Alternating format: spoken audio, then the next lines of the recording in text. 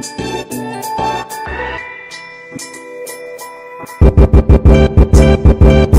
நெட்டிவ் for use. இன்னைக்கு என்னன்னா வண்டியில் வந்துகிட்டு இருந்தேன். ஓகேவா? போய் சொல்லாத ப்ரோ ப்ளீஸ். இன்னைக்கு வந்து கொஞ்சம் சீரியஸாக எபிசோட் ட்ரை பண்ண போகிறேன். ஓ நீ? ஆமாம், அதனால கொஞ்சம் கமெண்ட்ரிங்க. பேச மட்டும் கிட்ட காமிச்சிடாதீங்க, சிரிச்சிருவேன். ஓகே, 18 வயசு கீழே இருக்கவங்க, பிரெக்னன்ட் லேடிஸ் பர்ஃபார்மன்ஸ் பண்ண வேணாம். ஸோ வண்டியில் வந்துட்டு இருந்தேன் இல்லையா? அப்போ என்ன ஆச்சுன்னு வைங்களேன், ஒரு பக்கம்ல அப்படியே வந்து இந்த அரசியல்வாதி பேனர்லாம் இருந்துச்சு, இன்னொரு பக்கம் அப்படி பார்த்தோன்னு வைங்களேன் இந்த சினிமாக்காரங்க பேனர்லாம் அப்படியே மாசா விட்டுருந்தாங்க. அதுக்கப்புறம் ஒரு போஸ்டரு பேனரு ஒருத்தர் வச்சிருந்தாங்க. அதை நான் அப்படியே பார்க்கும் போதுல இப்படியே வண்டி ஓட்டு வந்துட்டே இருக்கேன், அப்படியே அப்படி பார்த்துட்டே வரேன். கிளவி மேலே விட்டதானே? சீரியஸா பேசுறியா? தயவு செஞ்சு கம்பெனியா? ஏன்னா அப்படி பார்க்கும்போது என்னாச்சுன்னா வந்து அவர் மேல ஒரு மரியாதை, நிறைய பேருக்கு அவர் மேல மரியாதை இருக்கும், அதையும் தாண்டி இன்னைக்கு ஜாஸ்தி ஆயிடுச்சு. ஏன்னு பாத்தீங்கன்னா நேற்று அவரோட நினைவு நாள். அவர் தான் வந்து நம்ம ஏபிஜே அப்துல் கலாம் சார். சாதாரண ஒரு குடும்பத்துல பிறந்து ஏதோ ஒரு குக் கிராமத்துல இருந்து அதுக்கப்புறம் என்னால முடிவு நினைச்சாரு. என்னால மட்டும் இல்ல எல்லாராலையும் முடிவு நினைச்சு எல்லாருக்கும் ஊக்கி வச்சாரு. அதுக்கப்புறம் வந்து ஒரு டீச்சரா இருந்தாரு, நல்ல ஒரு சயின்டிஸ்டா இருந்தாரு. நம்ம இந்தியாவுக்கு மட்டும் இல்லாம வேர்ல்டு ஃபுல்லாக வந்து ஒரு பெரிய ஒரு ப்ரைடா வாழ்ந்தவர் தான் வந்து ஏபிஜே அப்துல் கலாம்.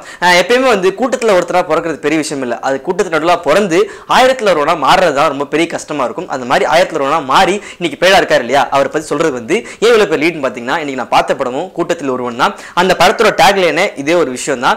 ஒரு மனுஷன் கூட்டத்தில் ஒருத்தனா பிறப்பான், ஆனா வந்து 1000ல் ஒருத்தனா மாறணும். அதுக்காக எவ்வளவு கஷ்டங்கள் தான் அந்த படத்தோட ஒரு டேக்லைன். அதெல்லாம் தாண்டி வந்து நம்ம எப்பயுமே ஸ்கூல் படிப்போம் இல்லையா? ஸ்கூல் படிக்கும் போது ஃபர்ஸ்ட் பெஞ்ச்ல உட்காந்து நம்ம பார்ப்போம். ஏன்னா ஃபர்ஸ்ட் பெஞ்ச்ல வந்து ஃபுல்லா படிக்கிற பசங்க தான் இருப்பாங்க, ஃபுல்லா வந்து ஃபர்ஸ்ட் ரேங்க் படிக்கிற பசங்க, இன்டெலிஜென்ட்டா இருப்பானுங்க, வேற கரெக்டா எழுதி குளிச்சிருவானுங்க, அந்த மாதிரி பசங்க இருப்பானுங்க. அதே அந்த லாஸ்ட் பெஞ்ச் பசங்க பார்த்தோன்னீங்களா, அதான் இந்த கேரக்டர் மாதிரி படிக்கவே படிக்காது, குளிக்கவும் குளிக்காது. இது வேற. ஏய் கமெண்ட்ரியா? லாஸ்ட் பெஞ்ச் ராக்கர்ஸ் எடுத்து அடிச்சாரு. லாஸ்ட் பெஞ்ச் ராக்கர்ஸ் வேற. ஏன்னா அவங்க எப்படியோ ஒரு விஷயம் நம்மள வந்து மைண்ட்ல நிக்க வைப்பாங்க.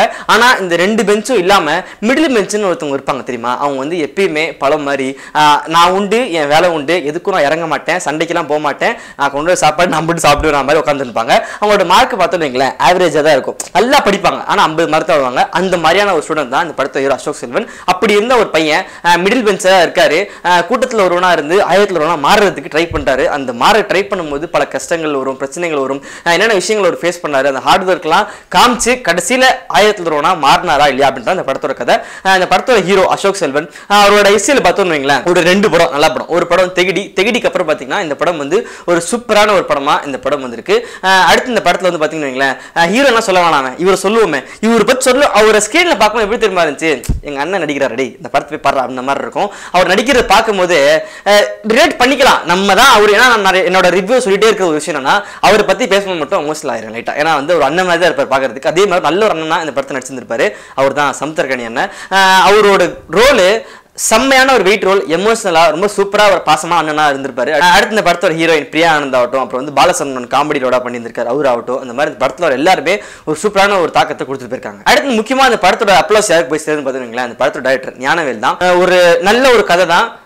நம்ம பார்த்த கதை நம்ம ரியல் லைஃப்ல பண்ணதா இருக்கணும், நம்ம ஃபேஸ் பண்ணதா இருக்கணும், நம்ம பக்கத்து பையனா இருக்கலாம், நம்மளே அதை ஃபேஸ் பண்ணியிருப்போம், ஒரு மிடில் பெஞ்ச் தான் இருக்கும், அது அப்படியே காமிச்ச ஒரு விஷயமா தான் இருக்கும்.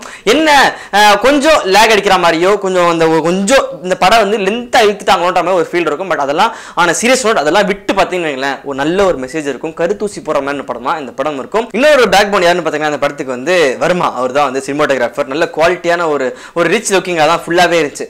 ஒரு என்னதான் சின்ன படமா இருந்தாலும், சின்ன கதையா இருந்தாலும், ஒரு பெரிய ஃபேண்டசி கதையோ டக்குன்னு பாட்டு போட்டு ஃபாரின்ல போய் ஆடுறது அந்த மாதிரிலாம் இல்லாம இங்க இருக்கிற ஒரு விஷயத்த, நடக்கிற ஒரு விஷயத்தையே ரொம்ப குவாலிட்டியா காமிச்சிருந்திருக்காரு. அடுத்த படத்துல வந்து சாங்ஸுக்கு நல்ல ஒரு ஸ்பேஸ் கொடுத்துருப்பாங்க. பிஜிஎம் ஆகட்டும், அந்த எமோஷனல் சீக்வன்ஸ்லாம் அந்த பிஜிஎம் சூப்பராகவே கன்வே இருந்திருக்கும். ஓவராலா வந்து அந்த லேகு அந்த கொஞ்சம், ஏன்னா ஃபர்ஸ்ட் ஹாஃப் அப்படிதான் கொஞ்சம் லென்த் அடிச்ச மாதிரி இருக்கும், செகண்ட் ஹாஃப் அப்படிதான் கொஞ்சம் லென்த்தா போற மாதிரி இருக்கும். அந்த பொறுத்து இருந்து நம்ம பார்த்தோம்னா கண்டிப்பா அதுக்கான ஒரு விளைவுகள் லாஸ்ட் கிளைமேக்ஸ்ல உங்களுக்கு கண்டிப்பா தெரியும். ஏன்னா படத்தோட கிளைமேக்ஸ்ல வந்து ஒரு நல்ல ஒரு மெசேஜ் சொல்லியிருந்திருக்காங்க. அதெல்லாம் பார்க்கும்போது உங்களுக்கு லைட்டா அப்படியே ஆனந்த கண்டிலாம் உங்களுக்கு வரும். ஸோ எனக்கு லேட்டா பிளிங்க் ஆச்சு அப்போ, அதனால தான் நான் சொல்கிறேன். ஸோ மிஸ் பண்ணாமல் இந்த படத்தை ஒரு நல்ல ஒரு எந்துவான ஒரு படமாக, பாசிட்டிவான படமாக அந்த படம் வந்திருக்கு. நீங்கள் போய் தியேட்டரில் பாருங்கள். நீங்கள் என்ன பண்ணணும், இப்போ லைக் பண்ணணும், கமெண்ட் பண்ணணும், மறக்காமல் எங்கள் சேனலை சப்ஸ்கிரைப் பண்ணணும்.